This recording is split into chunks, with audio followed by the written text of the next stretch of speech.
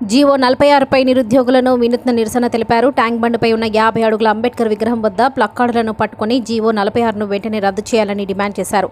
ప్రతిపక్ష పాత్రలో ఉన్నప్పుడు హామీ ఇచ్చి ప్రభుత్వంలోకి వచ్చాక హామీని మరిచారని, జీవో 46 వలన గ్రామీణ ప్రాంతాల యువత ఇబ్బందులు పడుతున్నారని, ఈ అసెంబ్లీ సమావేశాల్లోనే తమ సమస్యలను పరిష్కారం చేయాలని డిమాండ్ చేశారు.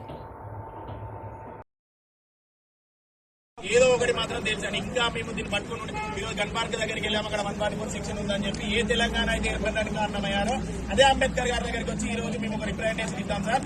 మీరు తెచ్చి మీ వల్ల ఏర్పడ్డ తెలంగాణలో ఇప్పటికీ కూడా మేము ఇలా భరిస్తున్నాము, ఇంత అన్యాయం జరుగుతుంది మాకని చెప్పి అంబేద్కర్ గారి కన్నా ఒక వినతి పత్రం ఇద్దామని వచ్చాం సార్. 7వ తారీఖు రోజు ఏజీ గారు అటెండ్ కావాలి, అటెండ్ అయ్యి వాళ్ళ నెల జరగాలి. గెలిస్తే మీరే గెలవండి, ఓడగొట్టండి, కానీ ఏదో ఒకటి మాత్రం చెప్పండి. ఇంకా మా ఓపిక లేదు. ఇన్ని రోజులు దగ్గర సంవత్సరం నుండి బండ్లు తాకట్టు పెట్టాము.